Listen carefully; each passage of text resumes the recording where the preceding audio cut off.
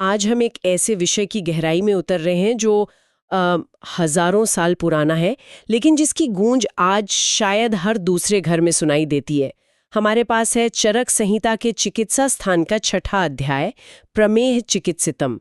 और ये सिर्फ एक प्राचीन दस्तावेज नहीं, बल्कि आज के दौर की सबसे बड़ी स्वास्थ्य चुनौतियों में से एक, डायबिटीज मेलिटस का, कह सकते हैं कि एक प्राचीन प्रतिबिंब है। बिल्कुल सही कहा।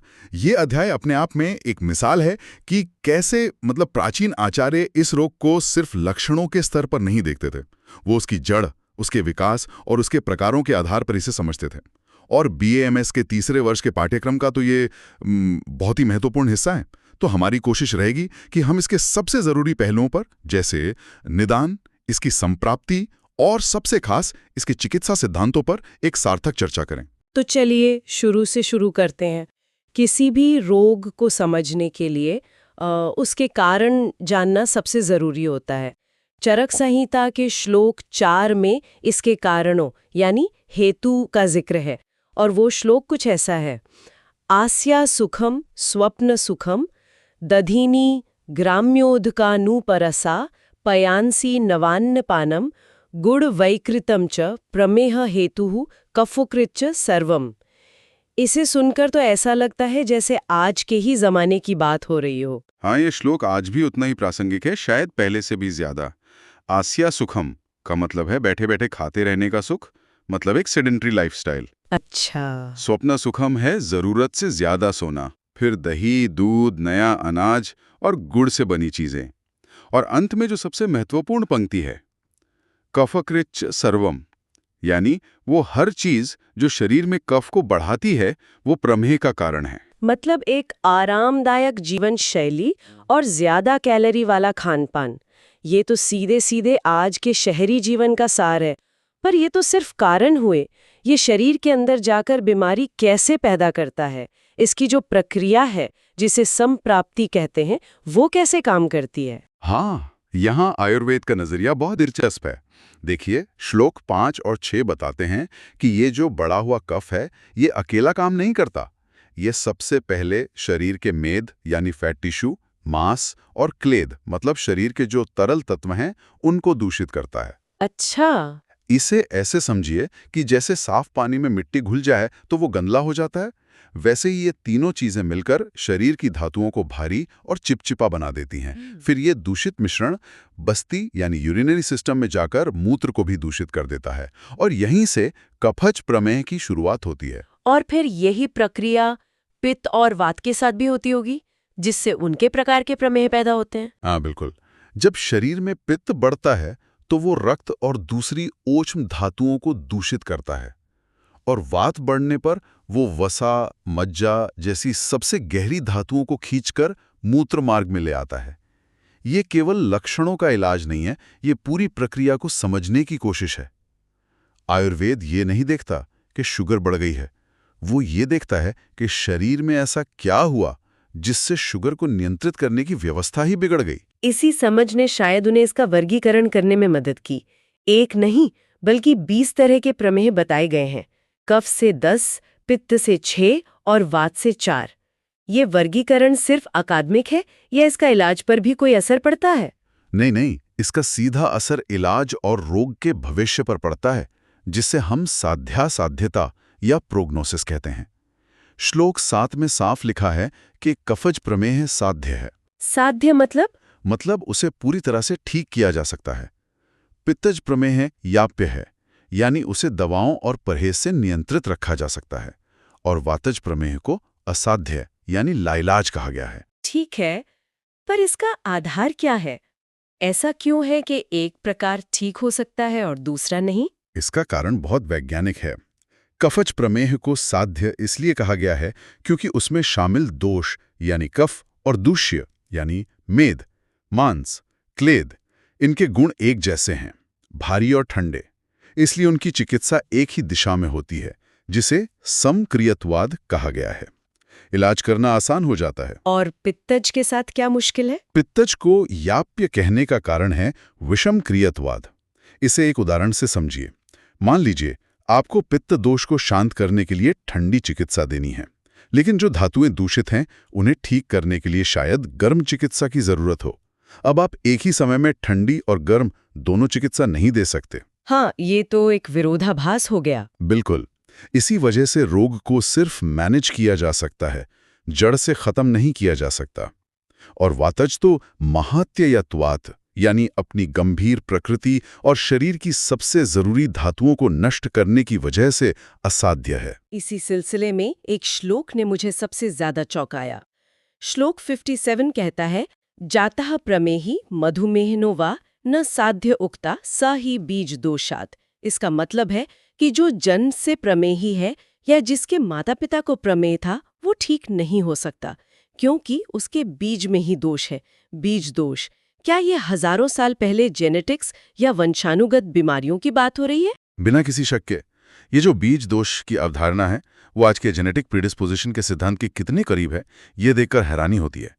यहाँ जो बात सच में सोचने वाली है वो ये है कि बिना डीएनए या जीन्स की जानकारी के उन्होंने ये निष्कर्ष निकाला कि कुछ बीमारियां ठीक इसलिए नहीं हो सकती क्योंकि उनका दोष शरीर में नहीं बल्कि उसके मूल बीज में है। अद्भुत है ये तो। ये सिर्फ एक अवलोकन नहीं है, ये दवा की सीमाओं पर एक गहरा दार्शनिक नजरिया है जिसे आज का विज्ञान भी रोज जूझता है। ये तो सच में अद्भुत है।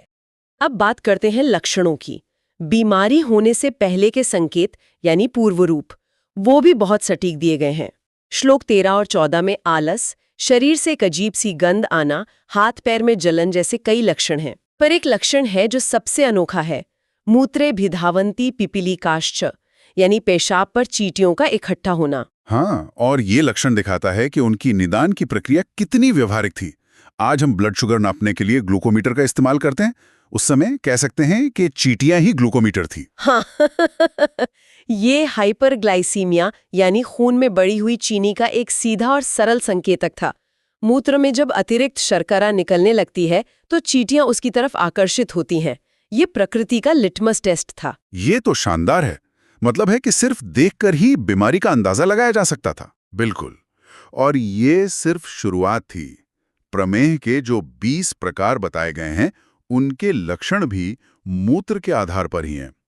जैसे इक्षुमेह में मूत्र गन्ने के रस जैसा मीठा और गाढ़ा होता है, या हरिद्रमेह में हल्दी जैसा पीला और जलन करने वाला होता है।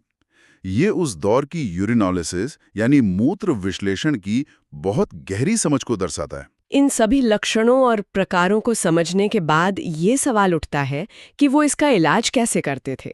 मतलब 20 अलग अलग प्रकार और 3 अलग अलग पूर्वानुमानों के साथ एक दवा सब पे काम करे वाला फॉर्मूला तो नहीं हो सकता। उनकी मुख्य रणनीति क्या थी? आपने बिल्कुल सही मुद्दा उठाया। उनकी रणनीति का आधार श्लोक 15 से 17 में दिए गए चिकित्सा सूत्र में मिलता है, और ये बहुत ही अनोखा है। वो प्रमेह का इलाज नहीं करते, वो प्रमेही यानी रोगी का इलाज करते हैं। अच्छा। हाँ, उन्होंने रोगियों को 2 मुख्य श्रेणियों में बांटा, स्थूल प्रमेह जो मोटे और बलवान हैं, और कृश प्रमेह जो दुबले और कमजोर हैं। अच्छा, ये तो बहुत तार्किक लगता है। एक मजबूत शरीर और एक कमजोर शरीर पर एक ही तरह का इलाज तो काम नहीं करेगा। बिल्कुल। जो स्थूल रोगी है, जिसके शरीर में दोष बहुत ज्यादा बढ़े हुए हैं, उसके लिए संशोधन चिकित्सा बताई गई है। संशोधन का मतलब है शरीर की सफाई यानी वमन और विरेचन जैसी प्रक्रियाओं से बढ़े हुए दोषों को शरीर से बाहर निकाल देना। लेकिन ये तो काफी आक्रामक प्रक्रिया लगती है। अगर रोगी पहले से ही दुबला और कमजोर है तो उस पर इसका क्या असर होगा? हाँ, ये तो उसे और ज्यादा नुकसान पहुंचा सकती है। आपने एकदम सही सोचा। इसीलिए कृश रोगी के लिए संशोधन पूरी तरह से मना है। उसके लिए संवृहण चिकित्सा का निर्देश है। संवृहण का मतलब है पोषण देना, शरीर को मजबूत बनाना, उसकी धातुओं को फिर से बनाना। यहां तक कि स्थूल रोगी में भी संशोधन करने के बाद उसे उसकी पाचन शक्ति के अनुसार संतर्पण यानी पोषण देने वाली थेरेपी देने को कहा गया है। ऐसा क्यों? एक बार दोष निकल गए तो फिर पोषण की क्या जरूरत? ताकि शरीर में बहुत ज्यादा कमजोरी ना आ जाए या शुद्धि की प्रक्रिया से कोई और रोग जैसे कि गुल्म या वात के रोग पैदा ना हो जाएं। ये एक बहुत ही बैलेंस्ड नजरिया है ना? हाँ, बिल्कुल। इसका सार ये है कि सिर्फ दोषों को निकालना काफी नहीं है, शरीर की धातुओं को बनाए रखना और शरीर को पोषण देना भी उतना ही जरूरी है। चिकित्सा व्यक्ति के शरीर की स्थिति के अनुसार होनी चाहिए, न कि सिर्फ बीमारी के नाम पर। अब बात करते हैं असली दवाओं की। मैंने देखा कि कफज और पित्तज प्रमेह के लिए अलग अलग क्वाथ यानी काढ़े बताए गए हैं। ये किस आधार पर तय होता है कि कौन सी जड़ी बूटी इस्तेमाल होगी? ये पूरी तरह से दोष की प्रकृति पर निर्भर करता है।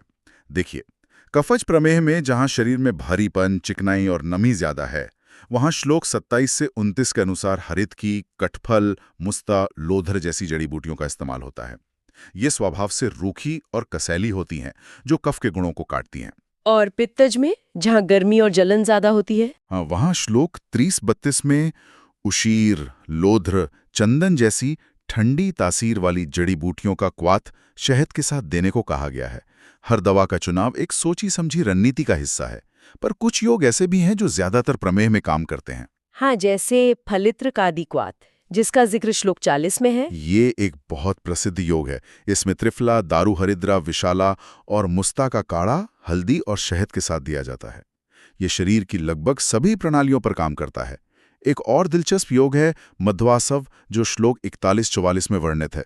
आसव मतलब ये एक तरह की फर्मेंटेड दवा है। ये तो हैरान करने वाली बात है।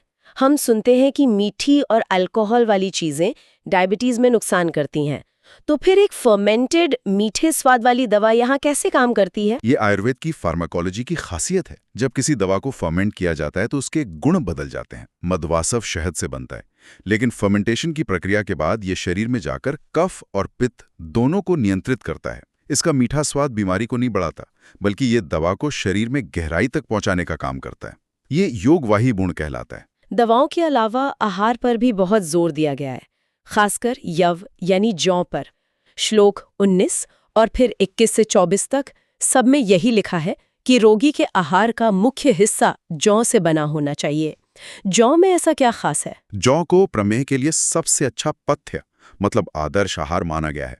इसका कारण है कि प्रमेह के जो मूल कारण हैं क्लेद, मेद और कफ, जौ के गुण उनके ठीक विपरीत हैं। जौ स्वभाव से रूक्ष मतलब सूखा और लघु यानी हल्का होता है। ये शरीर में बढ़ी हुई चिकनाई, नमी और भारीपन को सोखता है और कम करता है। अच्छा। मेरे अपने अनुभव में भी जब किसी रोगी के आहार में गेहूं या चावल की जगह जौ को शामिल किया जाता है तो कुछ ही हफ्तों में उनके शुगर लेवल पर बहुत सकारात्मक असर दिखने लगता है। तो आज की इस पूरी चर्चा से ये साफ है कि चरक संहिता में प्रमेह को सिर्फ पेशाब की बीमारी नहीं, बल्कि एक जटिल मेटाबॉलिक सिंड्रोम के रूप में समझा गया था, और इसकी जड़ें हमारी जीवन शैली और खान-पान में हैं। बिल्कुल, और सबसे महत्वपूर्ण बात यह है कि इसकी चिकित्सा का दृष्टिकोण कितना समग्र है। ये सिर्फ लक्षणों को दबाने पर केंद्रित नहीं है, बल्कि जीवन शैली में बदलाव, रोगी के शरीर के प्रकार के अनुसार शुद्धिकरण या पोषण और सही आहार विहार पर आधारित है। ये शरीर को एक मशीन की तरह नहीं, बल्कि एक जीवित पारिस्थितिकी तंत्र की तरह दिखता है। आज की बातचीत के बाद एक सवाल मेरे मन में घूम रहा है।